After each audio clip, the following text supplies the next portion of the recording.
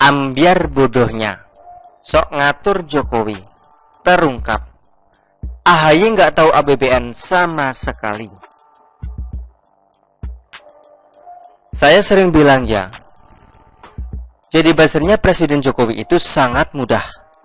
Banyak kok para netizen yang jadi buzzernya Presiden Jokowi, gratisan, nggak dibayar. Ketika kita merasa bangga dengan prestasi Presiden Jokowi yang mengharumkan nama bangsa dan negara, misalnya kesuksesan perhelatan KTT G20, lalu kita membagikan prestasi itu, samakan artinya kita ini buzzernya Presiden Jokowi, dan itu begitu gampang dilakukan. Gak perlu bikin narasi yang rumit dibelok-belokkan, gak perlu bikin hoax, gak perlu bikin gambar-gambar direkayasa, video dipotong-potong, apa adanya saja. Gambar atau video yang ada di media, seadanya yang diberitakan media, itu sudah cukup. Masyarakat pun tak ada hentinya mengeluh-ngeluhkan Presiden Jokowi. Yang namanya orang baik itu ya, bikin rakyatnya pingin berdekatan terus dengan beliau. Itu fakta yang sangat-sangat nyata ya.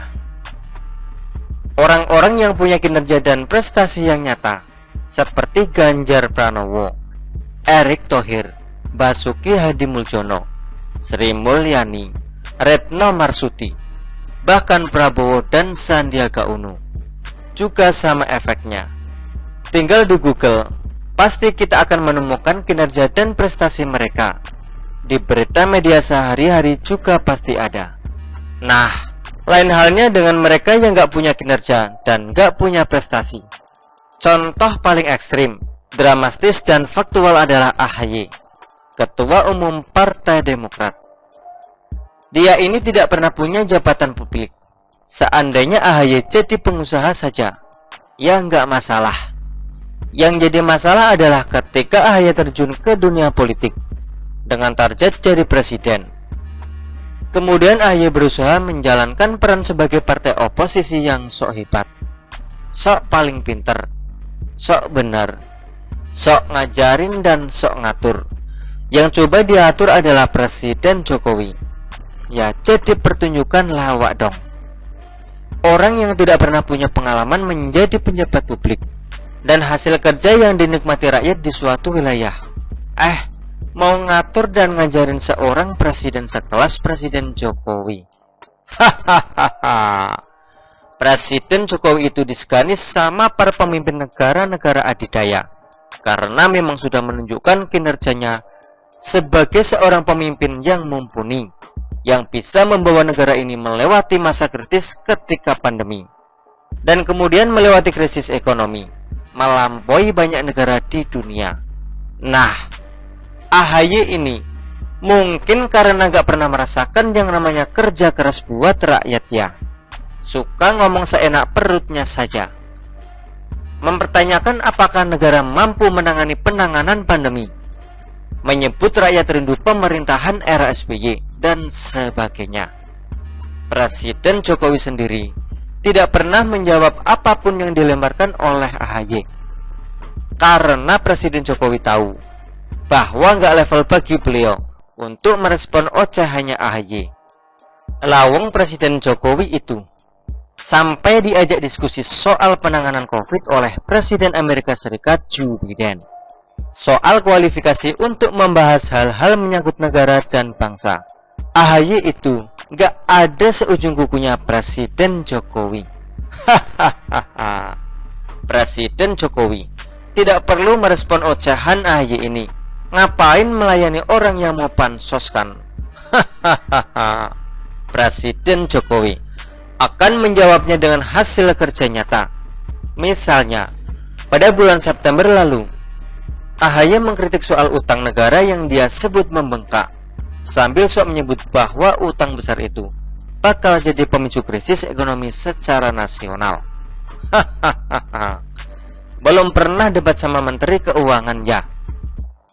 Saya nggak yakin AHY berani ketemu Sri Mulyani.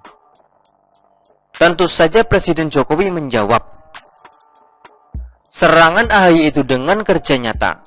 Berita pada tanggal 20 November lalu menyatakan bahwa utang luar negeri Republik Indonesia terus menurun, sehingga makin kecil kemungkinannya Indonesia terjerat krisis seperti Sri Lanka atau Argentina. Membandingkan dengan Argentina, yang sekarang angka inflasinya mencapai 83,5%, Presiden Jokowi meminta kita semua untuk bersyukur. Ini nih, kalau orang baik jadi presiden, selalu mengajak rakyatnya untuk selalu bersyukur. Karena sejauh ini kondisi negara kita memang jauh lebih baik ketimbang banyak negara di dunia. Udah kena tuampul begitu. AHY ternyata nggak kapok juga. Well, namanya juga punya ambisi yang hampir meledak, karena belum juga kesampaian. Ambisi nggak kesampaian ini bisa dilihat dari aksi AHY yang menyanyikan lagu Harusnya Aku Yang di Sana, Dampingimu dan Bukan Dia. Gitu lagunya. Jadi capresnya Anies memang jadi satu-satunya jalan agar ambisi AHY kesampaian, karena dia nggak bakal laku di koalisi partai lainnya. Hahaha. Bukan saya lo ini yang bilang. Yang menyatakan itu adalah pengamat politik dari Universitas Al-Azhar Indonesia, ujar Komarudin. Dalam momen yang sama dengan AHY menyanyi itu, dia juga kembali berusaha menyerang Presiden Jokowi, mengecilkan kinerja dan prestasi seorang Jokowi. Kembali AHY menyoroti soal infrastruktur. Katanya, pembangunan infrastruktur memang penting, tapi jangan semua uang negara untuk infrastruktur. Demikian kata AHY. Ini dia katakan di depan para kader Demokrat dalam acara pelantikan pengurus DPC Demokrat seprovinsi Jawa Barat. Berarti banyak dong ya kader Demokrat yang mendengar apa kata AHY itu. Dan tidak ada satupun yang mengingatkan bahwa apa yang AHY katakan itu salah. Gak berani kali ya. Berarti itu para kadernya model-model ABS semua dong. Asal Bapak senang. Atau AHY ini memang tidak pernah mau mendengar apa kata kader partainya. AHY bilang kalau semua uang negara dipakai untuk infrastruktur. Kalau Menko Sri Mulyani mendengar ini, saya yakin beliau pasti ketawa lalu balik nyanyi dengan banyak itu. Gak tega mau mencecar, takut anak orang nangis. Mungkin anak orang yang tidak mau setidaknya nyari dulu sumber informasi di Google buat dibaca-baca sebelum ngomong di depan anak buahnya sendiri dan masuk berita media. Saya juga nyari informasinya pakai Google kok. Gampang sekali untuk menemukan bahwa anggaran infrastruktur pada APBN tahun 2022 adalah sebesar 365,8 triliun rupiah. Sementara APBN-nya sendiri di bagian belanja ya, itu angkanya adalah 3.106 triliun rupiah.